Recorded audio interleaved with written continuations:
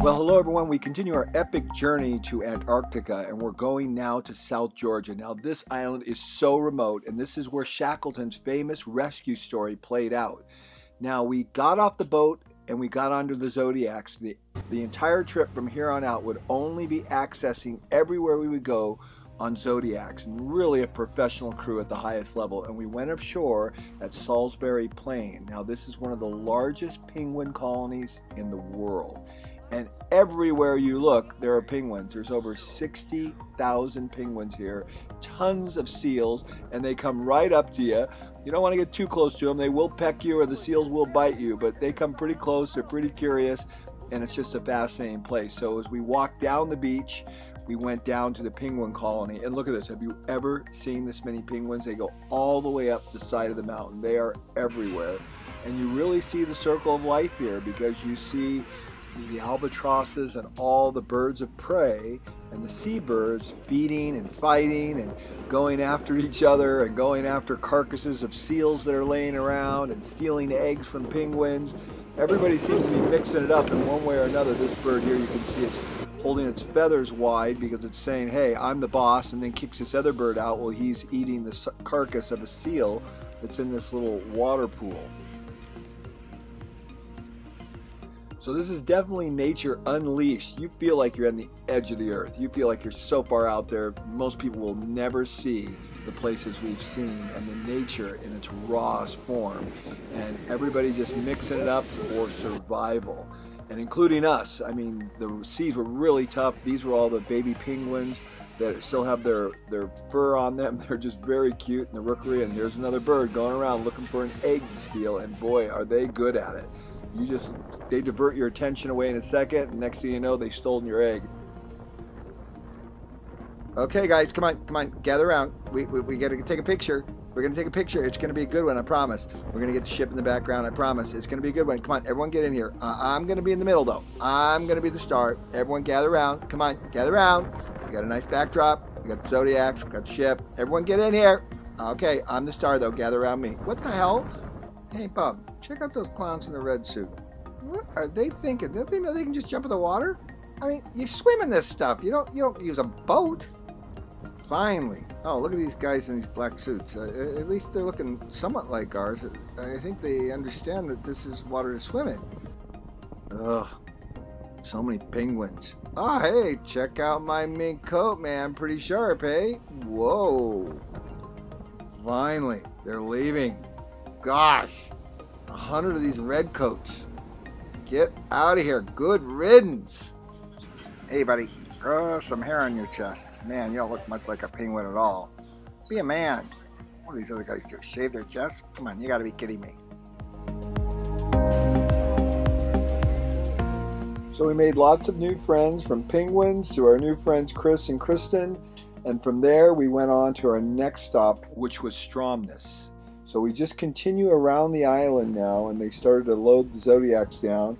Weather still was not great, but definitely we felt like we were on an expedition. There was no question about that. The Zodiacs went out, scouted everything out, started to get some of the teams of people out so we could walk up this valley, because our target was Shackleton's waterfall. So as we landed, they briefed us just before we got out, told us what we were going to do. Everything was pretty well marked out. The seals greeted us as always. And this is Stromness, the famous old whaling processing plant. There's about 4 or 5 of them on the island of South Georgia, and of course the penguins were out in force. And we visited them. They're all shut down now, and we're just enjoying nature. And these are the waterfalls that Shackleton slid down with 3 other men to be rescued when they walked into that whaling village. And they said, we're Shackleton, more than almost 2 years after he was lost in Antarctica. And it was just an amazing place, and they have the warning sign there because they don't want anyone going in there because there's a lot of hazards. But the seals, so the baby ones, were out there playing like crazy and having a good time. So we loaded back up, pushed us off, and we went back to the ship.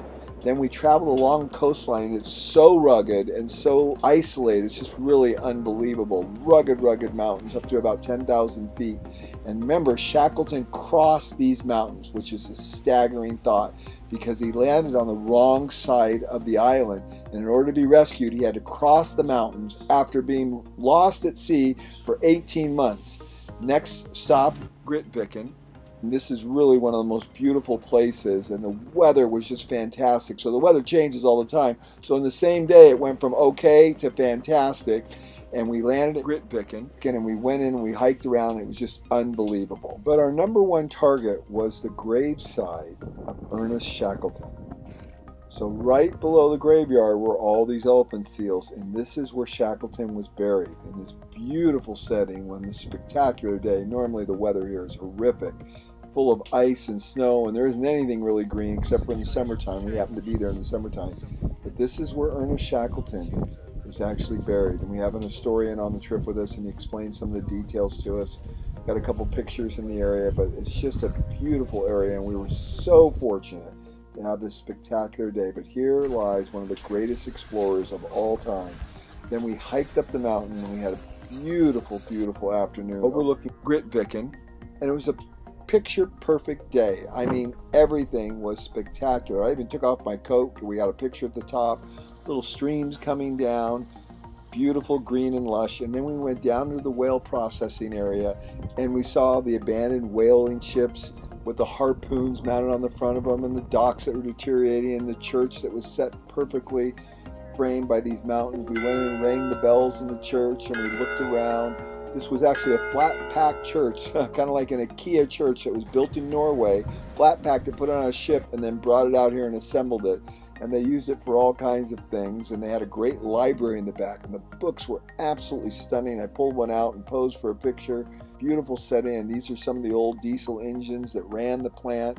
They have a post office where you can mail a postcard from one of the furthest places in the south in the world. And these are all the boats that actually pulled the whales in, and this is the pulley system they used to pull the whales up onto shore. And this is the James Caird, this small little boat that 5 people rowed across this ocean that is so treacherous it's unbelievable. So Shackleton and his men could be rescued, and no one died on this expedition. They put wood screws in the shoes to hike across the glaciers to get rescued, the sextant, and then also the books and memorabilia from that epic adventure. I've never heard a greater story of leadership than that of Shackleton in rescuing all of his men after being lost for years and surviving and no one dying. Next, on to Antarctica and the peninsula, and we will keep you posted on this epic journey.